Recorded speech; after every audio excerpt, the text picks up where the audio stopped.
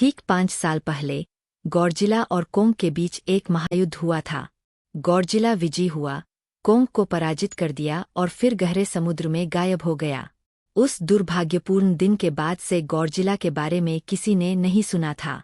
लेकिन अब 5 साल बाद हम कोंग के घर एक हरे भरे द्वीप पर लौटते हैं। कोंग, जो अब पहले से बड़ा हो गया है, जागता है और पानी में मस्ती करता है। हम एक छोटी लड़की को देखते हैं जो कोंग की करीबी दोस्त है, हालांकि वह बोल या सुन नहीं सकती। कोंग उसे बेहद पसंद करता है और हमेशा उसके साथ सौम्य रहता है। हालांकि कोंग को बहुत आक्रामक भी दिखाया गया है। वह एक पैर को आसमान में फेंकता है और गॉडजिला को वापस आने से रोकने के लिए उसे शहर में कैद करने के लिए बनाई गई ऊर्जा दीवार को तोड़ देता है।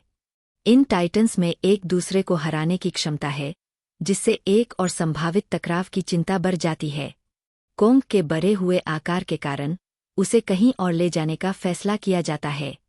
इस बीच एक टेक कंपनी के लिए हैकर के रूप में काम करने वाले एक लड़के को अपने नियोक्ता पर कुछ खतरनाक डिजाइन करने का संदेह होता है। कंपनी के डेटा को हैक करते हुए उसे हांगकांग भेजी जा रही एक बड़ी वस्तु का पता चलता है। अचानक अलार्म बजता है, जो गॉडजिला के आने का संकेत देता है। गॉडजिला समुद्र से निकलता है और कंपनी पर तबाही मचाता है। दुनिया हैरान है, क्योंकि गॉडजिला, जो कभी उद्धार करता था, अब उत्पात मचा रहा है। कंपनी के मालिक ने घोषणा की कि वे गॉडजिला के साथ संगत डिवाइस पर काम कर रहे हैं। मेडिसन नाम की एक लड़की, जो गॉडजिला पर भरोसा करती है, मानती है कि उसे गलत समझा जा रहा है और वह जांच करने का फैसला करती है। वह अपने पिता को आश्वस्त करती है कि गॉडजिला बिना किसी कारण के मनुष्यों को नुकसान नहीं पहुंचाएगा। हैकर की कॉल सुनकर मेडिसन को पता चलता है कि कंपनी किसी संदिग्ध चीज में शामिल है और वह हैकर से मिलने की योजना बनाती है ताकि यह समझ सके कि गॉडजिला ने हमला क्यों किया। साथ ही कंपनी के मालिक डॉ. नाथन से मिलते हैं, जो एक वैज्ञानिक है जिन्होंने ये खोखले पृथ्वी के बारे में लिखा था, जो पृथ्वी के नीचे एक छिपी हुई दुनिया है, जिसे टाइटन्स का जन्मस्थान और उनकी ऊर्जा का स्रोत माना जाता है। मालिक खोखले पृथ्वी के अस्तित्व की पुष्टि करता है और वहाँ एक ऊर्जा स्रोत की अपनी खोज का खुलासा करता है। वे इस ऊर्जा का उपयोग गॉडजिला से मुकाबला करने के लिए करने की योजना बनाते हैं। होलो अर्थ तक पहुंचने के लिए उन्हें कोंग की मदद की जरूरत है, क्योंकि हर टाइटन अपने घर का रास्ता ढूंढ सकता है।